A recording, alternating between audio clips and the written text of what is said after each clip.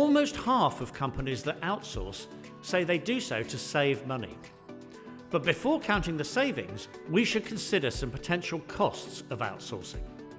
There will be financial costs, such as preparation, drawing up legal agreements with the new companies, administration, including any internal redundancy payments, and evaluation, new systems to help monitor post-implementation.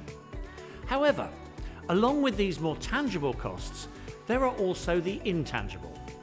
Transition and change acceptance are always difficult, and quality control can be an issue at first.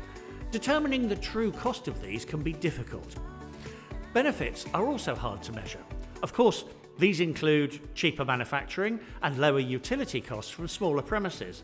But as with costs, there will be intangible benefits, such as more management time to focus on the core company mission, better company image from improved product and service quality, and better scalability, since it's easier to dial up capacity when required.